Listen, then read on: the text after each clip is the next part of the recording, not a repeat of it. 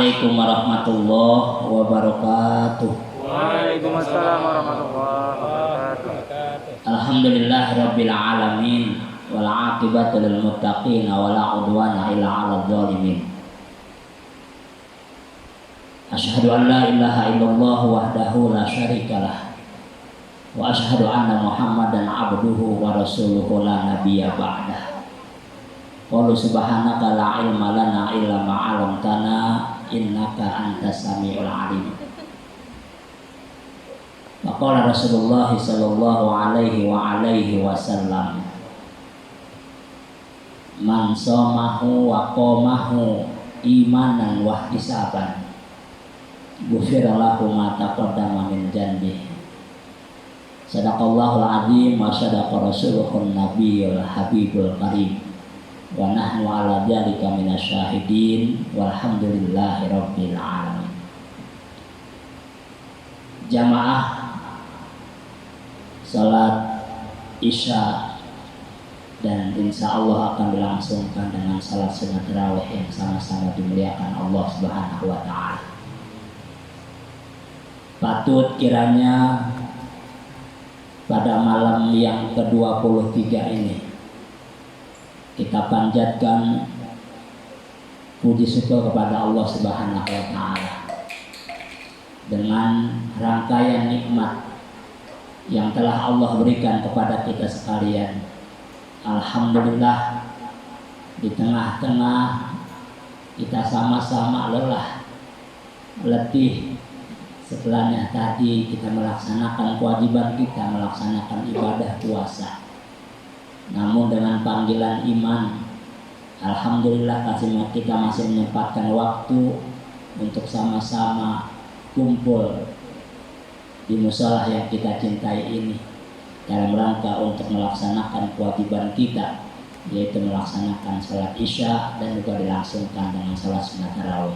Mudah-mudahan segala amal ibadah yang kita lakukan, baik itu yang wajib maupun yang sunnah, insya Allah senantiasa mendapatkan ganjaran pahala di sisi Allah Subhanahu wa ta'ala. Amin ya rabbal alamin.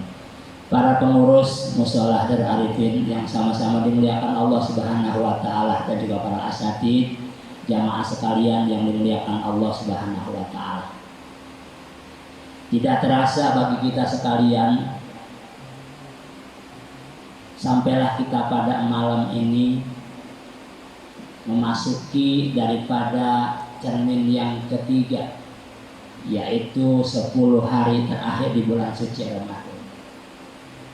10 hari yang pertama kita sudah lulus,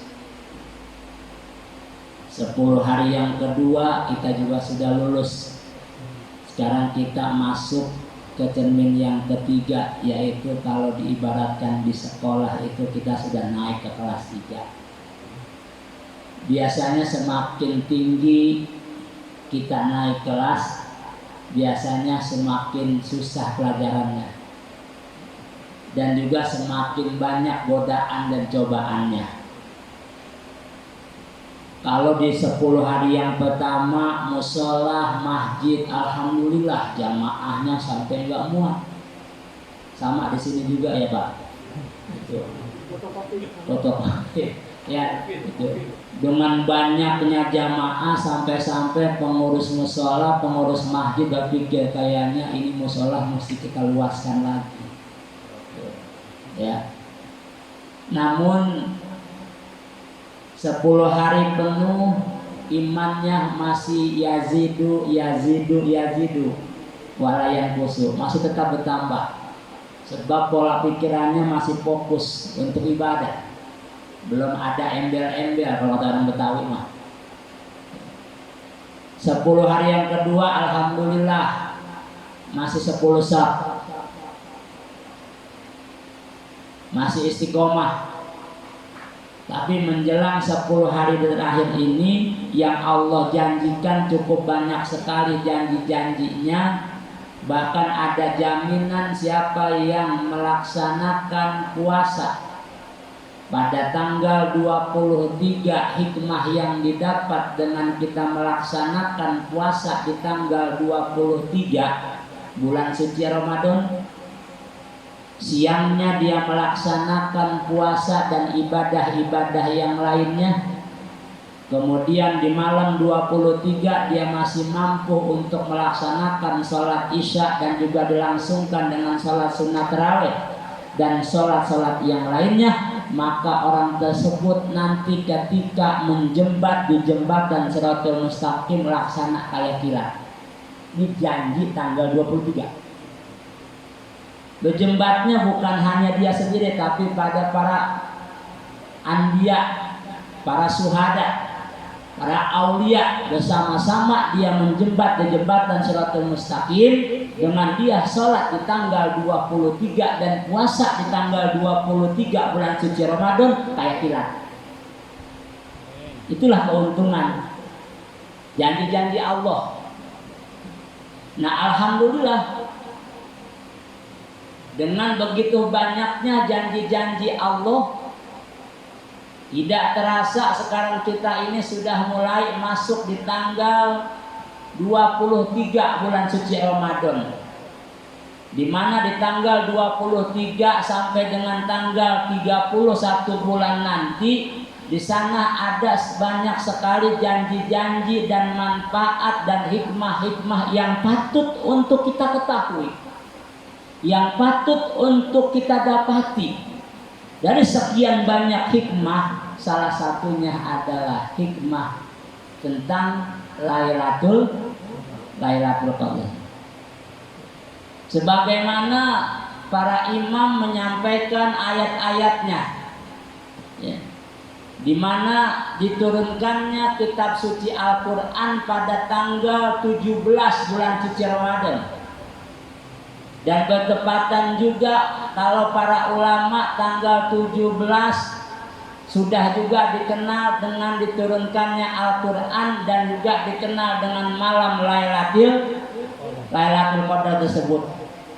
Nah, hikmah pada kesempatan malam ini tidak banyak yang akan saya sampaikan yang berkaitan tentang bagaimana mengapai atau bagaimana mencapai Lailatul Qadar dan apa yang harus kita persiapkan. Yang pertama, Al-Quran itu diturunkan dari Sidratul Muntaha sampai ke Baitul Ma'mur itu apakah sekaligus atau berangsur-angsur? Para ulama mengatakan Al-Quran itu ketika diturunkan dari Lauhil Mahfuz sampai ke Baitul Ma'mur itu sekaligus. Pada tanggal berapa? Yaitu pada tanggal 17 Ramadan. Nah, bagaimana setelahnya sampai Al-Quran itu diturunkan di Baitul Ma'mur kemudian diturunkan lagi ke dunia? Nah, itulah ketika di Baitul Ma'mur itu diturunkan lagi ke dunia, itulah diturunkannya Al-Quran secara berangsur. Contoh misalnya Iqra, ya kan, surat yang pertama itu. Kemudian lagi ya ayyuhal mudas, itu juga ada. Nah, dari mulai Baitul Ma'mur sampai dengan ke dunia diturunkan secara berangsur-angsur tersebut. Nah, ketika diturunkan secara berangsur-angsur tersebut, nah para malaikat itu ya ada di atas langit yang ditepati dengan bintang-bintang yang begitu gemerlap. Kemudian para malaikat melihat ke dunia. Ada apa ini di dunia? Kok cukup terang sekali keadaannya? Ternyata para ulama menafsirkan, mengkisahkan ketika malaikat ada di langit, kemudian dia melihat di bumi itu begitu gemerlapan, begitu cerah sekali. Ternyata banyak daripada para manusia yang membaca kitab suci Al-Quran. Di pesantren semua santri pada baca, di musola, di masjid, sehingga dengan begitu banyaknya para manusia yang membaca Al-Quran, dunia yang tadinya gelap menjadi terang. Akhirnya para malaikat yang minta izin ya sama Allah, ya Allah, izinkan kami untuk melihat ada apa di dunia begitu cerah sekali. itu ya jatuhnya pada malam-malam Lailatul Qadar. Maka para ulama mengatakan kapan ya jatuhnya Lailatul Qadar itu. Ada yang mengatakan 10 hari terakhir juga Lailatul, ada juga yang mengatakan jatuh pada tanggal-tanggal ganjil, tanggal 21, sekarang tanggal 23, 25, 27, 29 ya itu. Tapi kita enggak mesti pengen mendapatkan Lailatul Qadar, enggak. Bagaimana kita untuk mendapatkan pahalanya Lailatul Qadar? Nah, oleh sebab itu apa yang harus kita dapati? Nah, tadi ketika malaikat itu izin sama Allah ya untuk melihat ada apa di dalam di dunia itu yang begitu cahaya terang benderang, ternyata di dalamnya itu banyak sekali yang membaca kitab-kitab atau ayat-ayat suci Al-Quran. Sehingga izinlah itu malaikat sama Allah diizinkan. Pertama-tama dia cari siapa ini? Wah, Ustaz Rehan lagi baca Al-Quran. Nah, dia itu tidak kenal malaikat. Ya, siapa lagi misalnya lagi baca, didatangin lagi. Sampai-sampai malaikat itu berduyun-duyun, berdesakan sampai kita memasuki saja di tengah-tengah itu nggak bisa. Saking malaikat begitu senangnya ingin melihat hambanya umatnya Muhammad yang sedang membaca kitab suci Al-Quran. Nah, ketika malaikat mendekati seseorang yang membaca Al-Quran tersebutlah maka turunlah ayat yang terakhir, salamun yang terakhir itu salamun hiya hatta matla'il fajr. Maka ketika malaikat turun ke bumi melihat orang yang membaca Al-Quran, langsunglah dikasih oleh Allah keselamatan orang itu sampai waktu pagi. Alhamdulillah. Nah, oleh sebab itu bagaimana kita untuk mengapai daripada nilai Lailatul Qadar tersebut dan bagaimana pahalanya, apa yang mesti kita persiapkan? Yang pertama, cara mencapai Lailatul Qadar yang pertama adalah lakukan iktikaf di malam-malam ganjil. Mengapa? Sebab Rasulullah Shallallahu Alaihi Wasallam ketika datang 10 hari terakhir itu dia manfaatkan untuk iktikaf. Itu yang pertama. Yang kedua, apa yang mesti kita lakukan untuk mengapai Lailatul Qadar tersebut? Yang kedua adalah memperbanyak membaca ayat-ayat suci Al-Quran. Iqra'ul Quran fa innahu ya'ti yaumal qiyamah syafi'an li ashabi. Perbanyaklah kamu membaca Al-Quran, sebab Al-Quran nanti yang akan menjadi penolong kamu, insya Allah. Bapak, Ibu, selama bulan suci Ramadan ada yang udah 5 kali hatam, 4 kali, 3 kali, ya, 2 kali, sekali juga belum. Oh, udah Ustaz, saya udah hatam, baca Quran 3 kali hatam. Iya, itu pahalanya. Ya, yuk kita dekatkan jadi. Yuk. Ditanya cinta sama Al-Quran, cinta kan, kalau cinta kan mesti perlu ada pembuktian ya, iya kan, mesti ada perlu pembuktian. Cinta sama Al-Quran, cinta sejauh mana cintanya sama Al-Quran? Apa cuma beli disimpan di rumah ya, tama-tama di dalam lemari, kemudian saking banyak yang beli pakaian dipindahin lagi lantai tingkat 2, banyak lagi pakaian dipindahin lagi ke atas lemari, dia beli kulkas, dia beli TV, kardusnya sayang-sayang dibuang, disimpan di atas lemari, Al-Quran sayang-sayang ketindian, disimpan ujung-ujungnya di lubang angin depan pintu. Ada yang begitu? Ada yang begitu? Mana orangnya? Tunjuk. Waktu nikah mah, Masya Allah, ya mas kawinnya apa? Al-Quran dan ya lengkapan alat sholat. Al-Quran yang dijadikan untuk ya pada saat itu untuk nikah ya, kemudian dia nggak baca, kemudian dia tidak amalkan, Al-Quran nanti yang akan mengajak kita hari kiamat. Makanya hati-hati ya, Al-Quran yang murah, lengkapan sholat murah, tapi tanggung jawabnya masih ada bu. Al-Quran waktu nikah sampai sekarang yang mahalnya Al-Quran sama kelengkapan alat sholat udah nggak ada.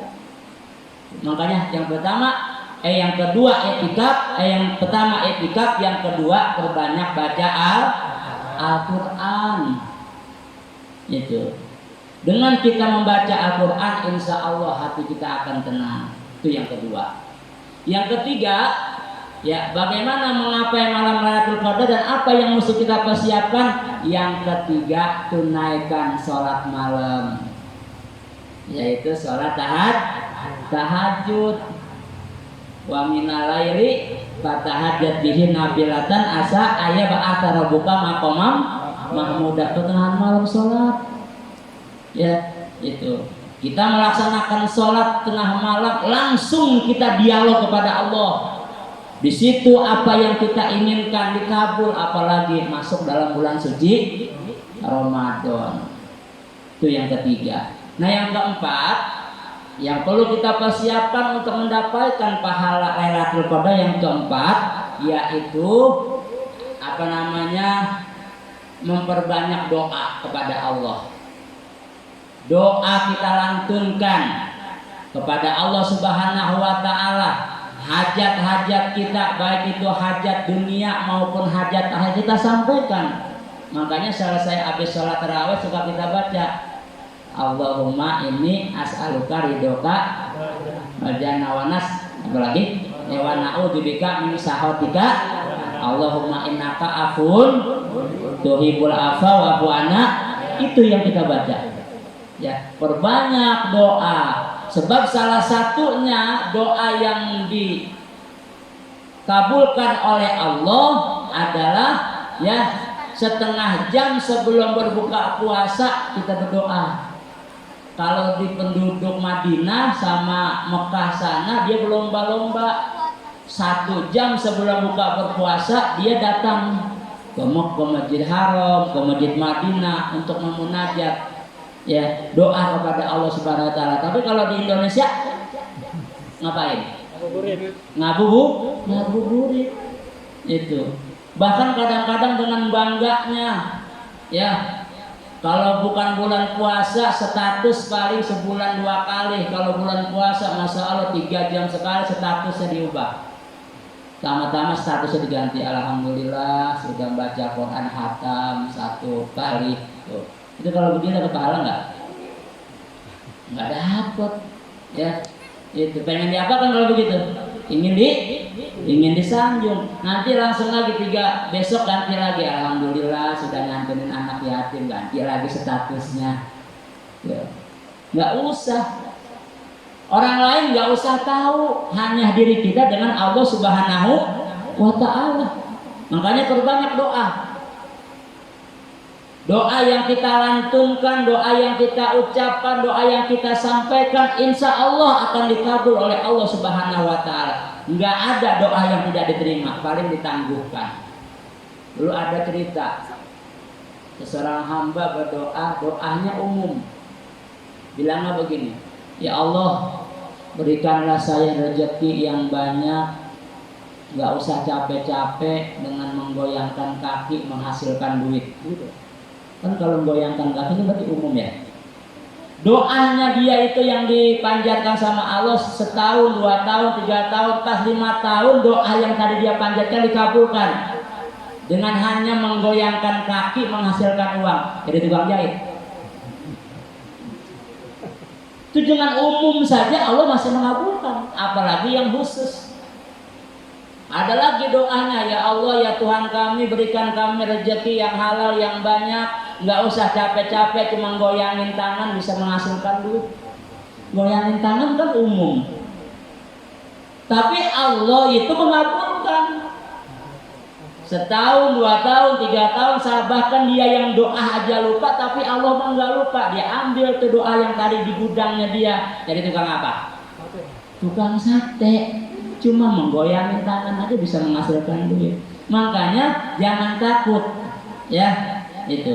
Doa-doa pasti dikabulkan.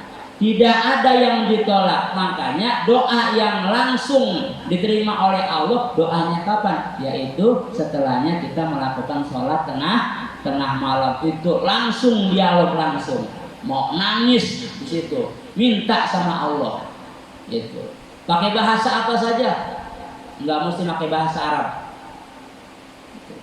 Nah, yang kelima, hadirin sekalian, bagaimana kita untuk mencapai daripada pahala Lailatul Qadar tersebut?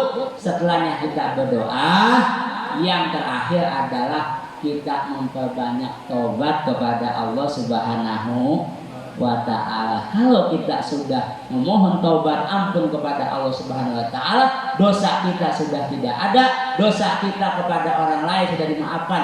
Insya Allah segala apapun yang kita inginkan akan diterima oleh Allah Subhanahu wa ta'ala. Amin ya rabbal alamin. Demikian yang dapat saya sampaikan sekelumit, ya, bagaimana untuk mencapai daripada Lailatul Qadar dan apa yang mesti kita persiapkan. Insya Allah apa yang saya sampaikan dapat kita jalankan dan juga sesuai dengan apa yang kita harapkan. Amin ya robbal alamin. Sebelum saya tutup, ya, sudah waktunya, ya, mungkin barangkali yang sudah mempersiapkan untuk melaksanakan menunaikan zakat fitrah, silakan.